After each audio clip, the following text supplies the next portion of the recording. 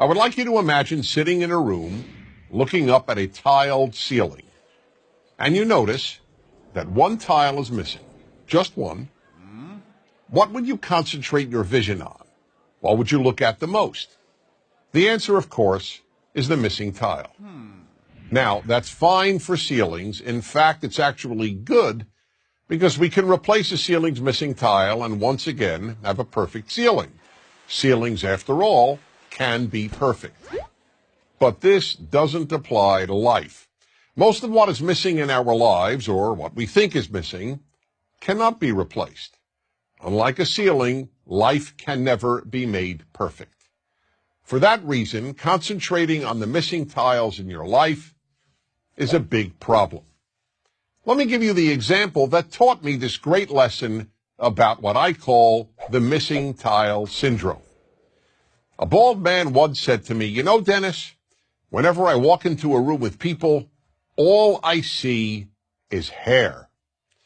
When I heard this, I immediately realized that in this regard, this man sees the world completely differently from how I do. Because I have all my hair. When I walk into a room, I don't even notice hair. It's not a missing tile for me.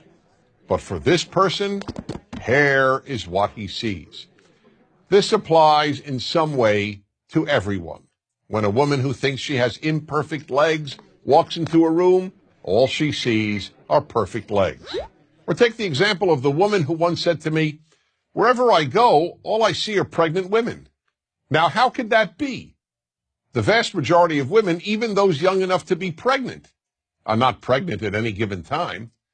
But that was all she saw because she wanted to get pregnant and wasn't able to. Her missing tile was not having a child. That's the way human nature is. We focus on what's missing in our lives. The missing tile syndrome is a very big obstacle to happiness, so big, in fact, that it makes happiness almost impossible. There will always be something missing in your life. When you see other people's kids, you'll think you see tiles that are missing in your own children. Gee, why can't my kid study as hard, or be as polite, or be as bright, or be as good-looking, or be as athletic? The same holds true regarding our spouses, our work, our looks. The list is endless. I'll give one more example. When I was single and looking to find the right woman, I wanted to first identify the most important trait to look for in my future wife. So after almost every date, I would call my best friend Joseph and announce, "Joseph, tonight I identified the most important trait in a woman."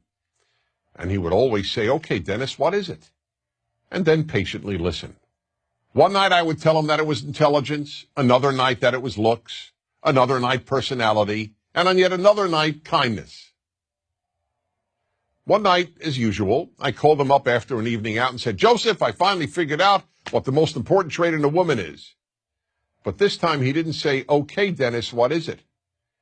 Instead he said, "Don't tell me, I'll tell you." Perplexed, I asked, "How do you know? You don't even know the woman I went out with." "It doesn't matter," he said.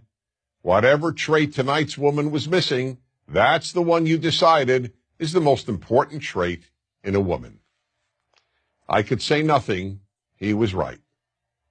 Whatever that night's date was missing is what I would declare the most important trait in a woman. I hadn't yet come up with the term missing tile syndrome, but that is exactly what I was suffering from. That's the way we play tricks on ourselves and undermine our happiness, by concentrating on the missing tiles every one of us has. So we really have a simple choice. Do we focus on the rest of the ceiling, on all the tiles we do have, or do we focus on the ones we're missing? To a large extent, the answer to that question will determine how happy you will be. I'm Dennis Prager. Join Prager University, subscribe to our YouTube channel, and sign up for free at prageru.com.